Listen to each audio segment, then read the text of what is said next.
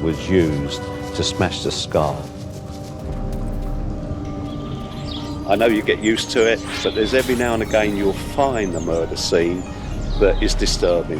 And when you see the ferocity in which he was attacked and killed, you can't help but keep thinking about it.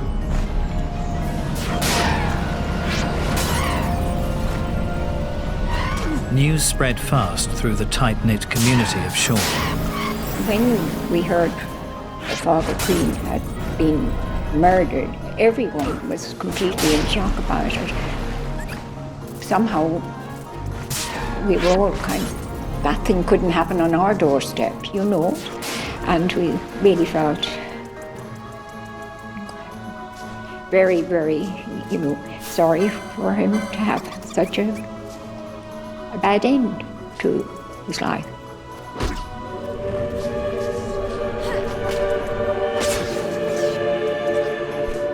Desperate to find the killer, Detective Inspector Tappenden had a moment of inspiration. He remembered a case involving Father Crean from 18 months earlier. Having sat up all night, puzzling through this one, what came to my mind was a young man in his early 20s called Patrick Mackay.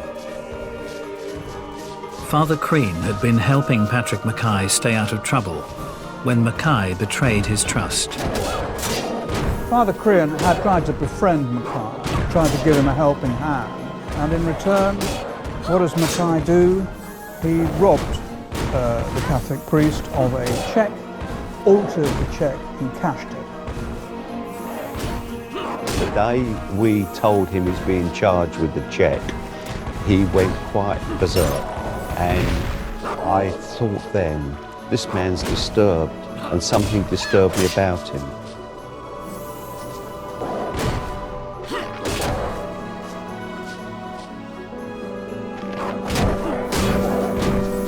For fraudulently cashing the cheque, Patrick Mackay had been defended by Robin Clark. We're in a deprived part of Kent where it is a struggle for youngsters to get jobs. And he just struck me as being part of that background. He was just a normal criminal charged with offences involving Father Crean. Remembering the connection between the priest and Patrick Mackay, Ken Tappenden acted quickly.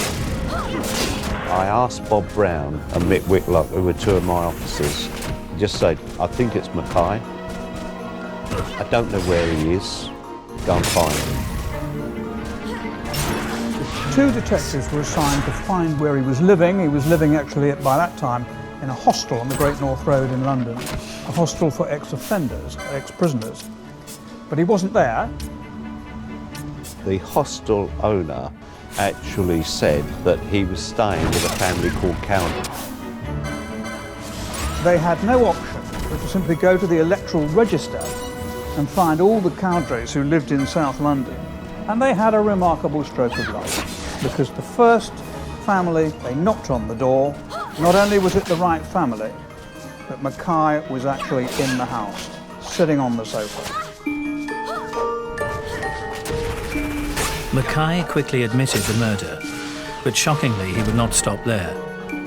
Patrick Mackay would go on to reveal a litany of crimes that would stun the interviewing detectives. So just who was this man, seemingly capable of such horrific and bloody murder?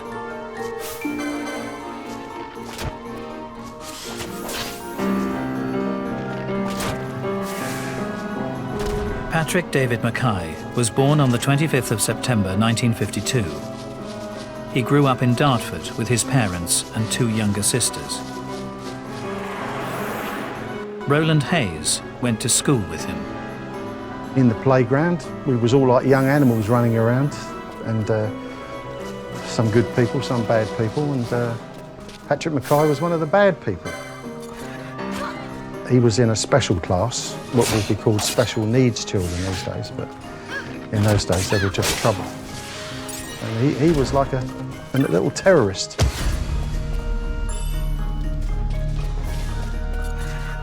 there would be a girl standing there talking to her friend, and he'd come running in from a side that he couldn't be seen from, blindsiding her, and he would shove her, or pinch her, or push her, and then run off again. The girl would be crying, stuff like this, and he'd be laughing, looking over his shoulder, laughing, you know, and running off, playing his next move, you know.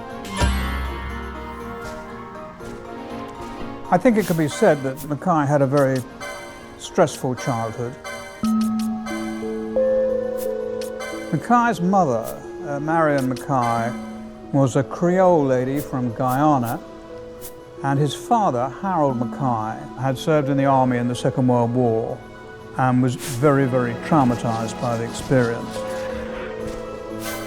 When Patrick was young, his father often led Patrick into what had happened in the Shears and how it scarred his life. The father finds great satisfaction in regaling children with these gory stories about people getting blown apart or him killing people in the war. And that's going to have a child, you know, imagining what that looks like and how do I get close to this? How can I feel part of this? Harold Mackay was a seemingly mild-mannered accountant, but he'd been traumatized to the extent that he turned into a very violent and alcoholic character who often assaulted his wife and often attacked the little boy, Patrick. Mercifully appears not to have attacked his two daughters. And it was in this atmosphere of domestic violence, I'm afraid, that Patrick Mackay grew up. Whether it's beating mom, getting drunk, bullying people, being belligerent, whatever the father's doing, if the son thinks that's where power lies, that's going to influence what the son later becomes. There are so many clues that Mackay's childhood was unhappy. For example, his habitual cruelty to animals, his tearing the wings off birds, his even putting a most disgusting thing, he put a tortoise on a fire and then when it was dead threw the carcass over the adjoining fence. People who develop into killers later who are bullies are going to be looking for living creatures that they can easily control and that they can experiment on. And obviously the closest thing to that would be the family pet or neighborhood pets, while you go out in the woods and torture animals out there. You're basically looking for some living creature that will feel pain so that you can see what it's like to inflict this. We certainly see that in the past of a number of serial killers because that was, to their minds, a very good starting point. Mackay's strange behaviour did not go unnoticed by his school friends. After school we used to go walking around the town a little bit and we used to go exploring, and we used to climb up this verge through the trees and then to some wasteland and we used to play around up there. The first time I went up there actually with Patrick Mackay, he picked a bell-shaped flower, filled it up with his urine and drunk it in front of me, which I was absolutely gobsmacked, you know, when he did that, which was the reason he did it. It was just to shock me. You know, he seemed to have a split personality, you know. You could talk to him, he seemed to be normal enough, but then he would suddenly run off on these long legs and snatch something off of a pub table and run off with it or something like that, you know, or run into the front of a shop, snatch something and run out again. That was the sort of thing he did, and then he would come back, you know, with me and then he would be normal again, you know. As he grew older, Patrick Mackay's behaviour would become ever stranger and more extreme. Where it would lead him would stagger the nation and earn him the dubious title of the most dangerous man in Britain.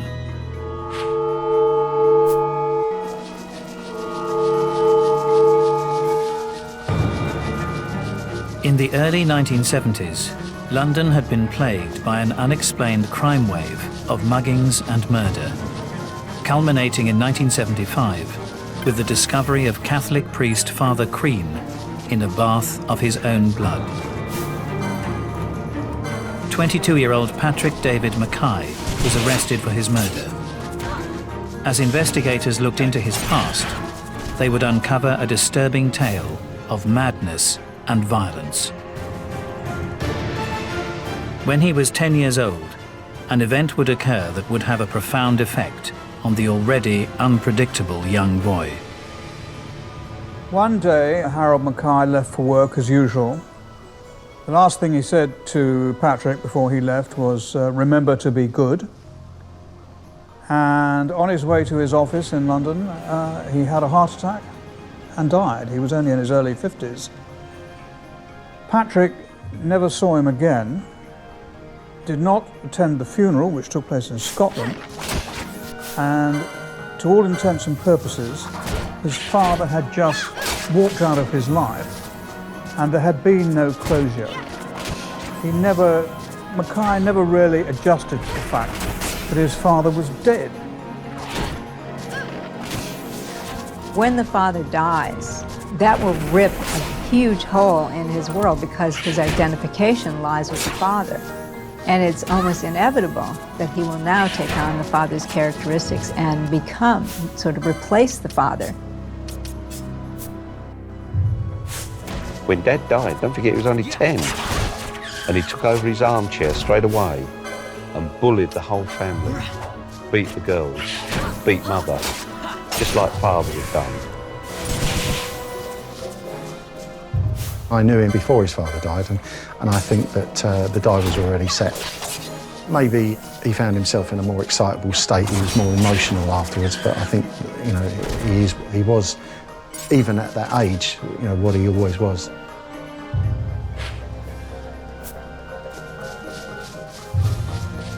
After Mackay's father died, Marion Mackay found life very difficult, though heaven knows it must have been fairly difficult while he was still alive. But from that point on, things went from bad to worse.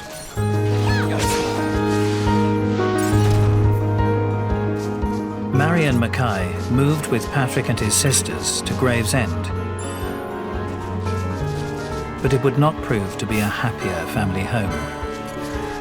Mackay was always angry, I mean, not least because of the kind of awful upbringing that he'd gone through, and it didn't take very much to provoke him.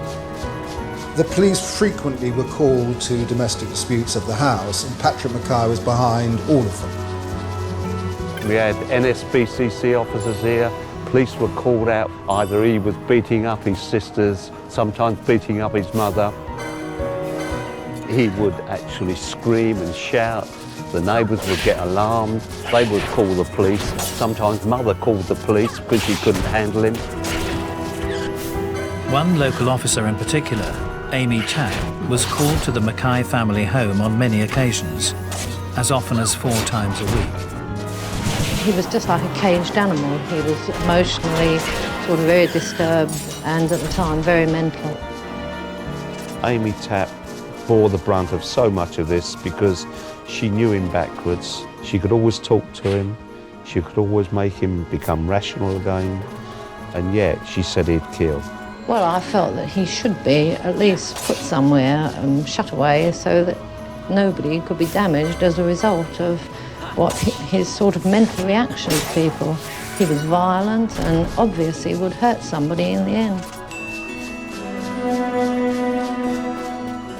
Whenever things got too bad, Mackay would be placed in various institutions to try and improve his behaviour. Extraordinarily, in spite of the trouble, violence and dissension that he caused in his home to his mother and his sisters, Mrs. Mackay, his mother, always agitated and campaigned to get Mackay out and back home, and very, very often succeeded.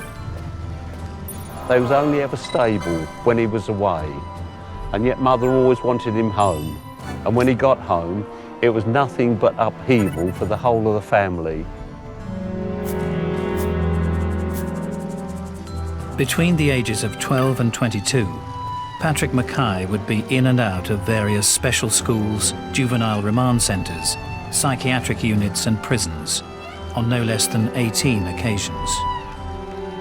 He was in and out of mental hospitals, but nobody seemed to appreciate the seriousness of his personality disorder to actually do something about it.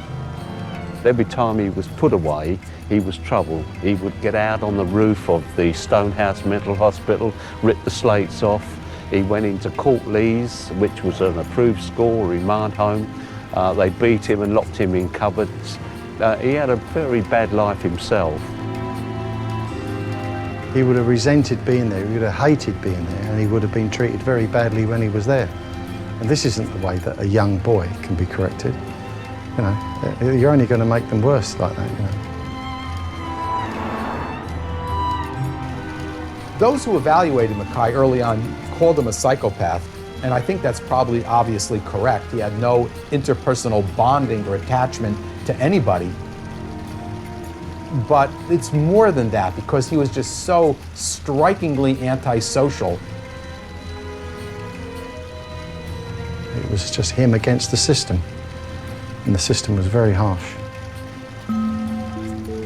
The authorities and psychiatrists were at a loss to know what to do with the disruptive Patrick Mackay. And rather than improving, his violence and depravity would escalate. In addition to numerous petty crimes, Mackay turned to arson, attempting to burn down a church. Fire setting is arousing.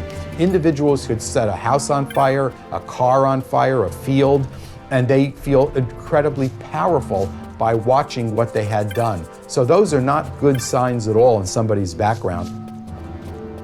He was sent to approved schools, one after another. Interestingly, at one of the approved schools, when he was only 15, one of the teachers described him as a potential murderer of women. Despite this chilling prediction, Mackay was once again permitted to return home. About a year later, when he was being treated in a nearby mental institution, one of the psychiatrists described him in writing as a cold, psychopathic killer. Amazing foresight, as it turned out.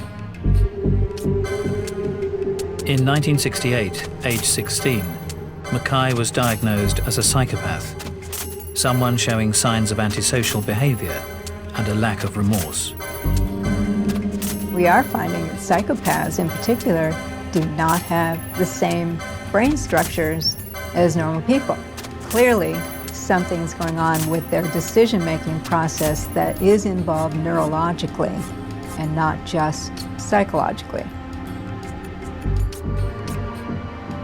Mackay's erratic behavior led to yet another stint in Moss Side Psychiatric Hospital, where he demanded to be known as Franklin Bollewoldt I, a name he proclaimed to be feared and remembered like Hitler's.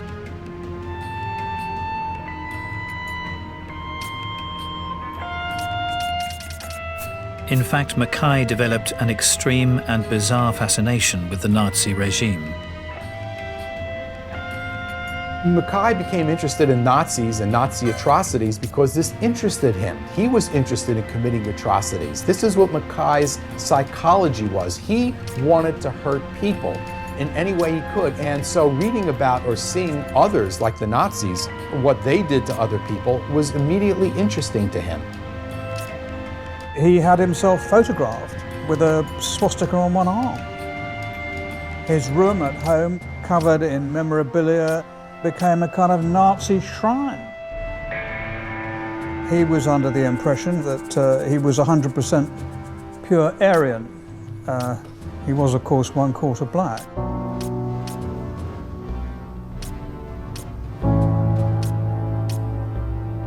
With such a checkered past and erratic, violent behavior, it was no surprise Mackay's name was top of the list when Ken Tappenden was investigating the horrific murder of Catholic priest Father Anthony Crean. But with Mackay now in custody, the true depths of his depravity were about to be exposed. When we had him in custody, naturally his fingerprints are taken. And those fingerprints turned out to be from the murder of Adele Price. Mackay's fingerprints had linked him to at least one of the murders the Metropolitan Police had been unable to solve for over a year. let police got involved, and very quickly it became quite a drawn-out police investigation. It was marvellous because they then went through a whole succession of murders in the metropolitan area where they'd been searching for this person, and it was Mackay. Mackay would admit to several other murders, but the extent of the list of victims shocked even the most seasoned detectives. A lot of these murders came from his own word of mouth, but we checked them out and they were murders. One was the murder of Heidi Minilk on a train at Catford. He opened the door and threw her out on the track, dead. Frank Goodman was a tobacconist in North London. He was bludgeoned to death in his shop just after he closed, and his shop was robbed. The murder of Mrs. Hines in Hackney, right next to the Hackney Theatre, he said, when he's interviewed about that one, that murder was as easy as washing my socks. The picture became clear. Mackay had been responsible for all the muggings, the murders of the old ladies, the murder of the Catholic priest. Now they had their killer in custody, the police started piecing together the motives for these heinous crimes. Mackay started out killing elderly women. Why? Because elderly women are a more vulnerable target as opposed to a younger woman who has the potential to fight back.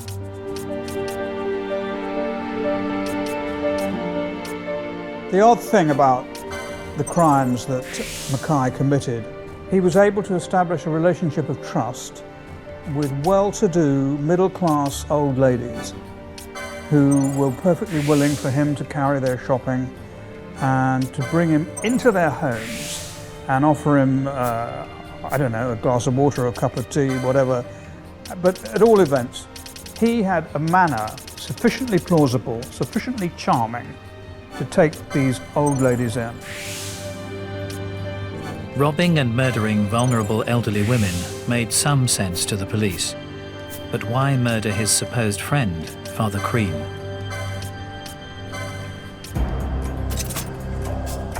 In amongst Mackay's belongings, police found photo booth pictures that Mackay had taken the day before he killed the priest.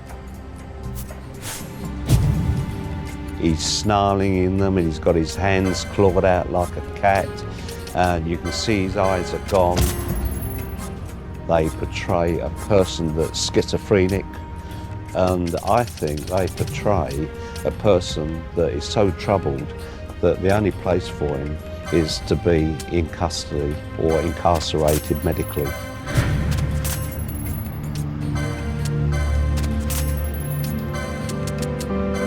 Patrick Mackay used to use the word peculiar about himself. He said that in the days leading up to a murder, he felt peculiar, whatever that meant, and he then said he felt peculiar in the days after a murder. So I don't think he revelled in the crime.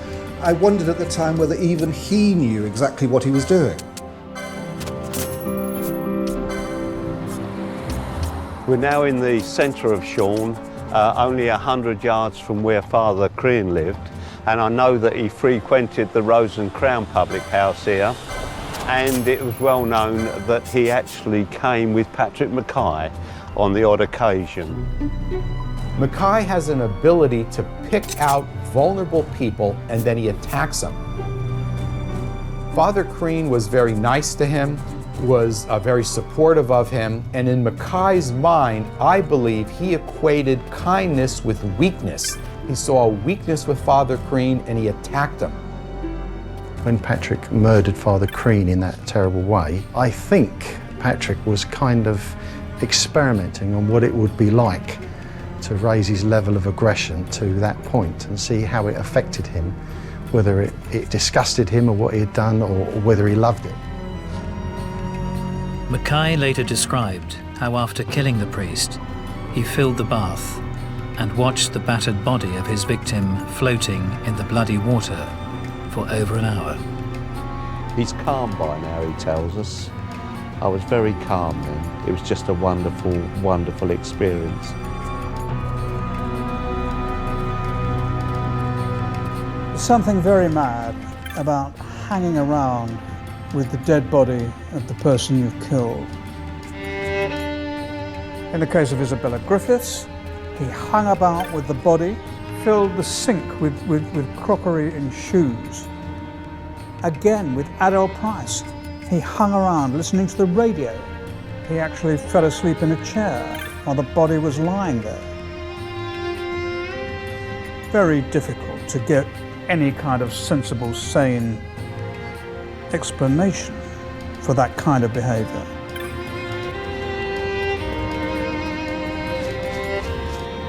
He said it was nearly as good as the experience of when I saw a tramp coming over Hungerford Bridge who had been drinking methylated spirits, and he coughed. And he said, I just thought he looked dirty and filthy, and I picked him up and I threw him over the bridge. He said, and what was wonderful about it, he fluttered down just like a bird. Mackay's psychopathic tendencies and extreme violence were clear. But was he always destined to be a murderer? Was Patrick Mackay born to kill?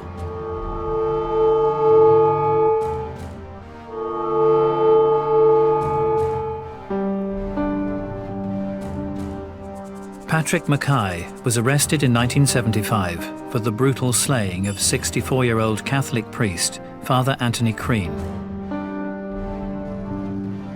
The man, who would later simply be dubbed the psychopath, would be charged with several counts of violence and murder. I saw in a newspaper a banner headline, Patrick Mackay, the most dangerous man in Britain, it was. That's how he was described, and it went on to say that he'd killed somebody and possibly others. Well, it was disbelief to start with, that I should have known such a person, you know, and disbelief and shock and surprise. Mackay was to be represented in court by the very man who defended him when he fraudulently cashed Crean's cheque almost 2 years earlier. He'd have a good day and a bad day, and on a good day, you know, you could be talking like you and me now. Bad day, he'd more or less throw the book at me and walk out the door. It became apparent that the number of years that he'd been going through institutionalisation, foster homes, unhappy circumstances at home, drunken father who was a bit of a violent man, and his mother who was quite volatile. That of itself had taken its toll on Patrick. Life hadn't been good to him, and I think it did leave its mark on his character and personality. I mean, he went in and out of mental institutions. The authorities must have known they had a very serious case on their hands. This nethicite. And there's no doubt you have used it. He was released by the authorities, It was not I who unfortunately, used it. to Indeed, kill. I had hoped you could show me how. Thus I've come. You do not know the workings of a stone.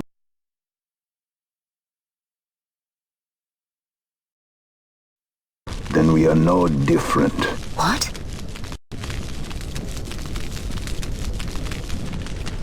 In ages past, the gods made a gift of nethicite to my people. But the manner of its use eluded us. Displeased by our failure, the gods took back their stones. They chose instead to give them to a Yum king. Called the Dynast King, he used the nethicite's power to bring peace to a troubled time. It is a curious thing. Though the blood of King Wraithwolf flow through your veins, you cannot wield nethicite. Cannot wield it. So then, am I to understand you can't tell me how to use the stone? Though it shame me so to admit, here before me stands a descendant of the Dynast King himself, and I can accord her no help at all. Still, Even if you knew how to use the nethicite, you would find it of small avail. The mist collected in the stone over ages past is lost, and with it, the stone's power. It will be your posterity who wield the stone in ages yet to come.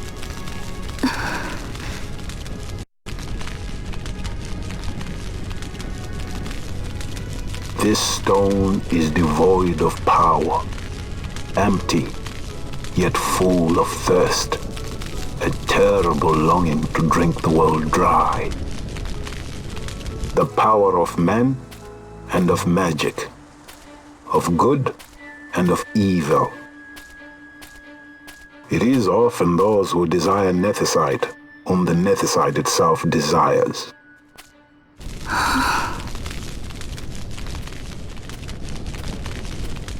Larsa?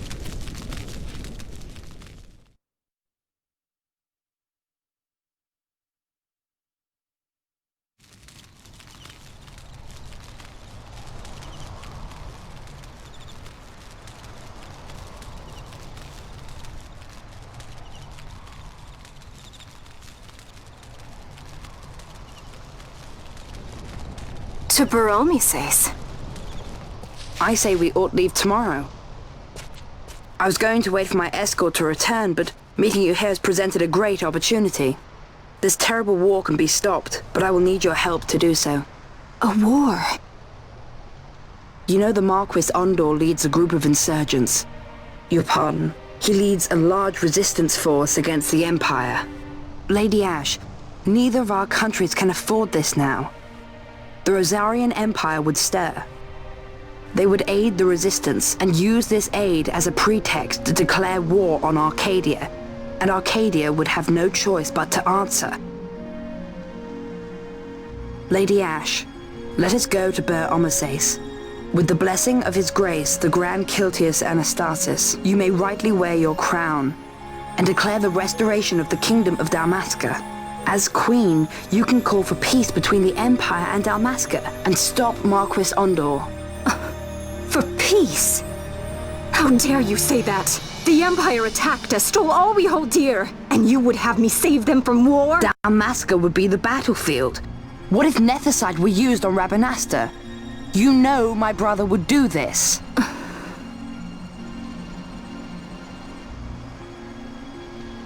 Forgive me. I presumed overmuch. I could think of no other way to avoid bloodshed. If you cannot trust me, then please, take me as your hostage.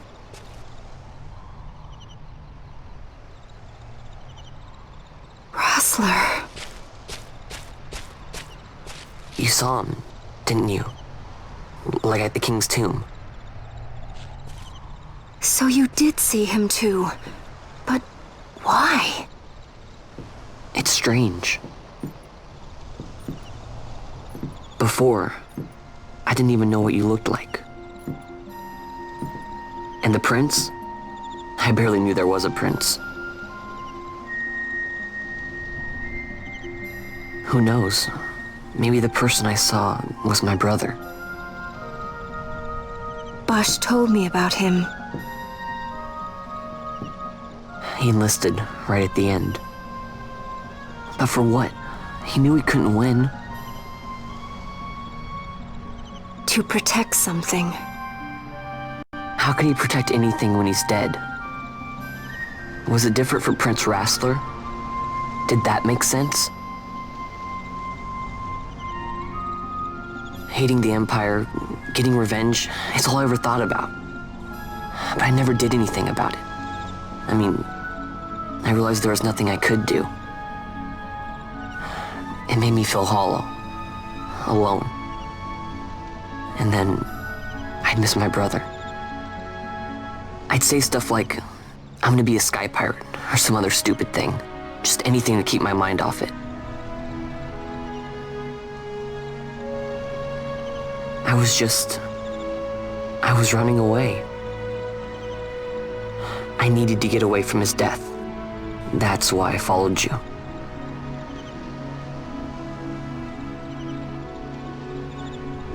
You know what? I'm through with it. I'm through running. I'm ready to find my purpose. To find some real answers. Some reasons. If I stick with you, I think I will. I wish I knew. I'll find them.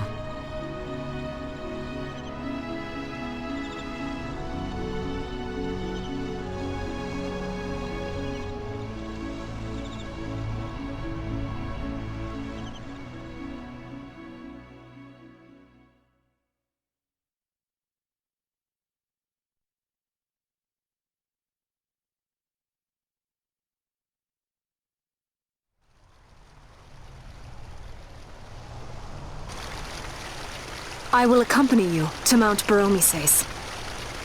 I had hoped you'd say yes. I'm glad. My heart is not set. I still have questions. I hope to find answers along the way. I had other reason to invite you. There is someone I'd like you to meet waiting on Baromises. Who is that? An enemy, and an ally also. You will just have to wait and see for yourself.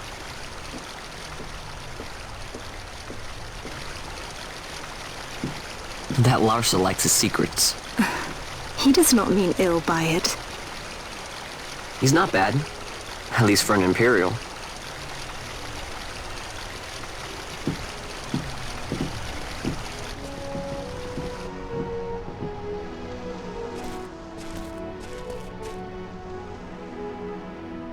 Holy Mount Baromises stands at the northern end of the Yacht Remuda.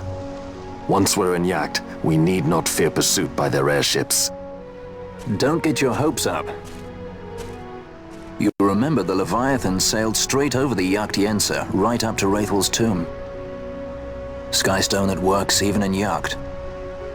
You know Nethersight's behind it. Little wonder they're so keen on the stuff.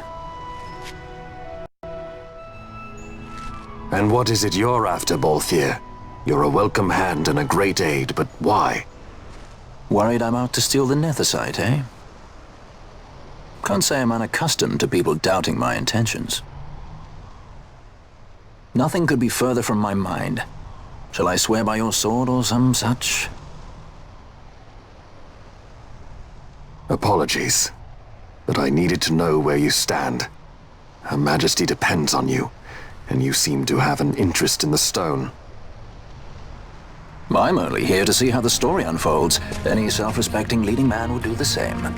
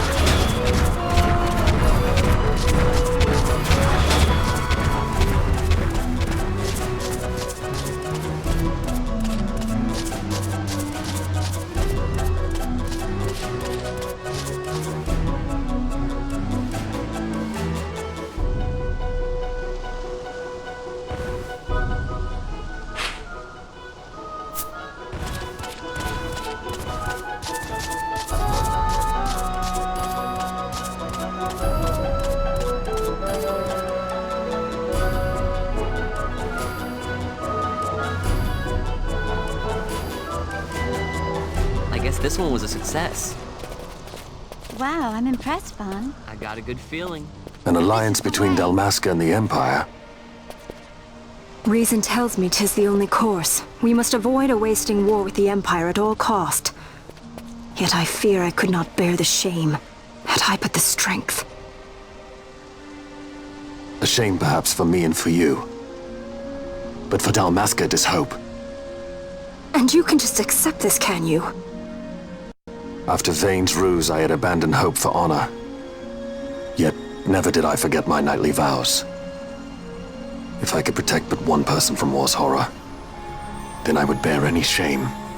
I would bear it proudly. I could not defend my home.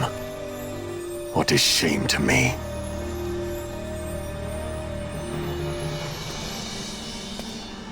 My people hate the Empire. They will not accept this. There is hope.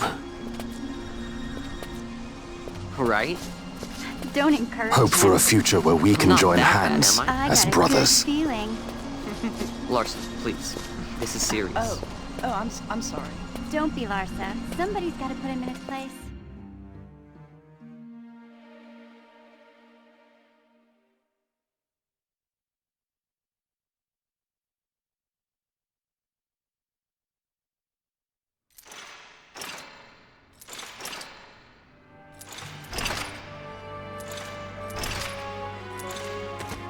The Senate may play at intrigue, but Lord Vane is not one to be brought down easily. The entire military waits upon his orders, from the War Council down to the rank and file. What better blade than he to strike down the enemies of the Empire? Your honor reminds me of Zect 2 years since. He, too, put his trust in Lord Vane's strength, and what became of him? Gone without a trace since Nabudis. I will not hear you malign Judge Zect. He was a noble warrior. Or do you think his trust in Lord Vane ill-placed? Vane took 2 of his own brother's lives. He is ruthless beyond contempt. Ruthless, you say? Would he were more so.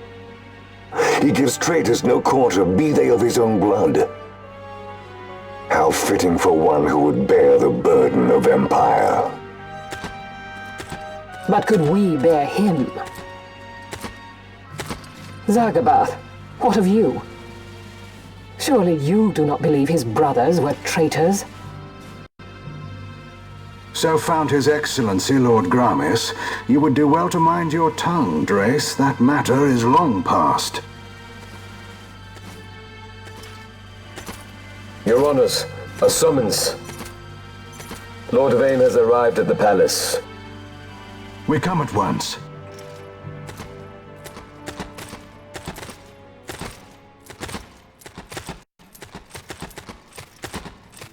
Lord Larsa has left for Baromises. He hopes to enlist the aid of the Grand Kiltius in stopping the insurgents. I doubt this will be enough to deter Ondor, but even a slight hindrance to his operations would be welcome. This will delay the Rosarian invasion, and we will have bought much-needed time to shore up our defenses. Just as His Excellency had hoped. No matter the result, I'm pleased with the young lord's progress. I can already see the stunned faces of those mud-witted senators.